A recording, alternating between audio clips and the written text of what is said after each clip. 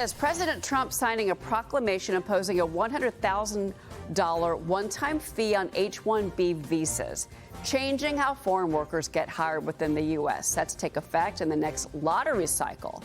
And it doesn't apply to renewals or current visa holders. That's according to White House Press Secretary Caroline Leavitt. The Wall Street Journal reporting a scramble has been set off across corporate America over the proclamation, writing, quote, Amazon, Alphabet's Google, Microsoft, and others warned H-1B holders not to leave the U.S. And then they urged employees overseas on that visa come back on Saturday because it could be difficult to re-enter the United States. Ryan, what is your reaction to this, the impact of H-1B visas?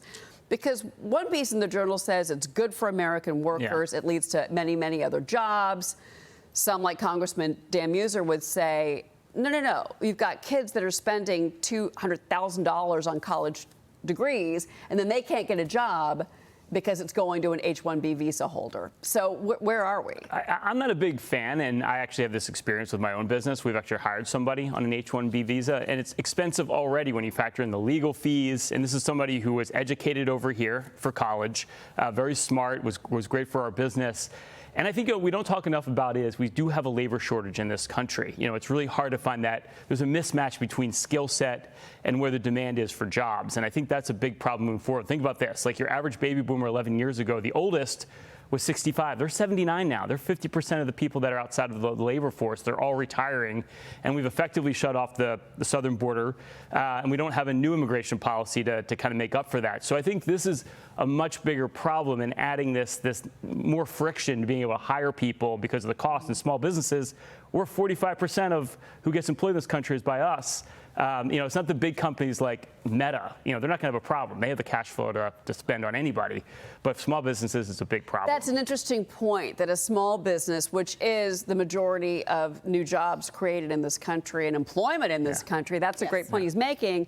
They're the ones that can't afford the $100,000. It is a very steep price to pay. The messaging was not clear at all. At the beginning, Howard Lutnick in the White House said this would be an annual fee, right? And it's easy just to say, oh, Amazon, the big businesses. You're talking about a almost $20 million annual tax on the Cleveland Clinic, on St. Jude's. Yeah. These are places that require highly specialized labor, highly specialized doctors, neonatal neurosurgeons, all that. And you want to impose an extra $20 million on them? But to be clear, Amazon is not the villain. Mag 7 has now hit a record 35% share of the S&P 500. That is single-handedly driving the economy. IT investment was half of our GDP growth in the first half of this year. So by artificially putting a cap on that, that's not a good thing. By all means, crack down on illegal migrants, crack down on people that are coming here and taking welfare benefits that Zohran Mamdani wants to spend money on. But these folks are the best of the best. But that's what Congressman Muser had said. He said, Dan Muser, a good friend of our program, he said it wasn't managed well, the program. He says 85,000 people have been coming in a year, and then they stay over that 3-year allowable, which is a fair point. Yeah, then that's that he visa makes. enforcement crackdown that needs to happen. Versus the $100,000 price tag on all of that. All right. Well, Tana Ladesha, thank you for being with us as always. Thank you for having me. Great to see you on this Monday.